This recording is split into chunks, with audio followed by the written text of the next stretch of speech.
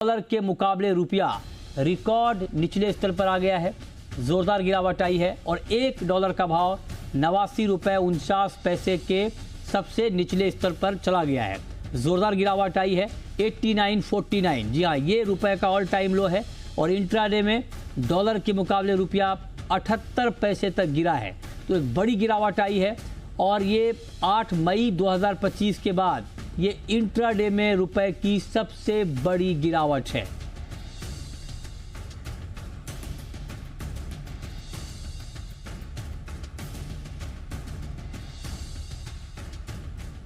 गिरावट रुपए में मतलब रुपया कमजोर होने का मतलब क्या होता है? ये 8 महीने की सबसे तेज गिरावट है रुपए की। और रुपया कमजोर होने का मतलब क्या होता है ये हम आपको बता रहे हैं कि जिस तरह से डॉलर के मुकाबले रुपया धड़ाम हुआ है, जोरदार गिरावट आई है, इसका मतलब ये हुआ कि इंपोर्ट हमारा महंगा हो जाएगा। रुपए में जोरदार गिरावट का मतलब ये होता है कि इंपोर्ट का महंगा होना और एक्सपोर्ट का सस्ता होना। ये और यही वजह है कि रुपए पर सबकी नज़र होती है कि आखिर रुपए की चाल क्या है। और जो गिरावट आई है उसकी बड़ी वजह है गोल्ड का इंपोर्ट।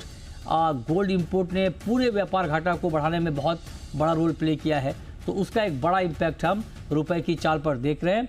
दूसरी बड़ी वजह है शेयर मार्केट पर दबाव, विदेशी निवेशकों की शेयर बाजार में बिकवाली। इन तमाम वजहों से रुपए में ज़बरदस्त गिरावट का माहौल बना है।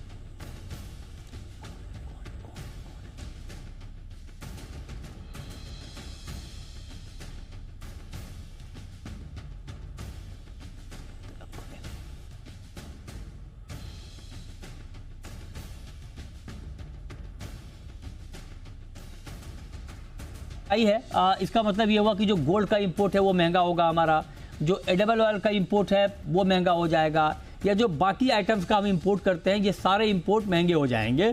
और इसमें ये कहा जाता है कि जो एक्सपोर्टर्स हैं उनको फ़ायदा होता है लेकिन इंपोर्टर को नुकसान होता है क्योंकि इंपोर्ट महंगा हो जाता है।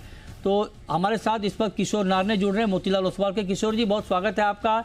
89.49 ये रुपए का ऑल टाइम लो। अब बताइए क्या रुपया और गिरेगा या यहाँ पर रुक जाएगा?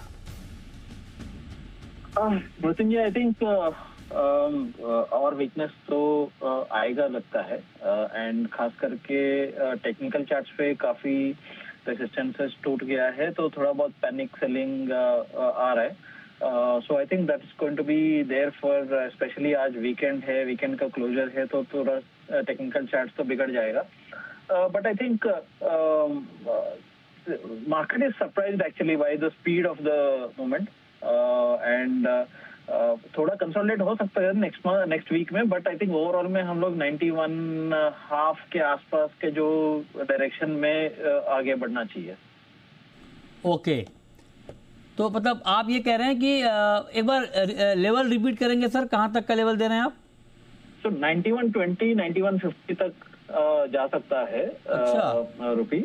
सो थोड़ा आई थिंक ये ओवरऑल डेप्रिसिएशन का जो माहौल है वो एक्सटेंड हो सकता है। तो आपको लगता है कि 90 के ऊपर जाने पर आरबीआई इंटरवीन करेगा?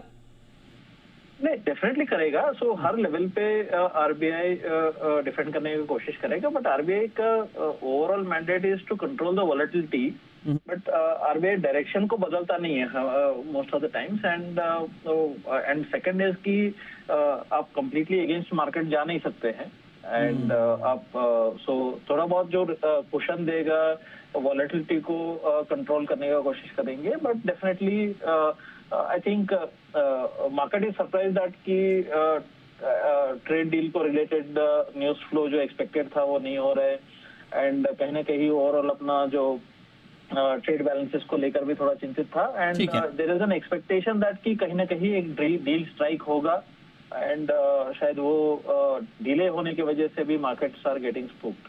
ओके, बहुत शुक्रिया किशोर जी आपका रुपये पर ये व्यू देने के लिए। तो आप कह रहे हैं कि 91 के भी ऊपर डॉलर के मुकाबले रुपया जा सकता है, इस पर हमारी नजर रहेगी।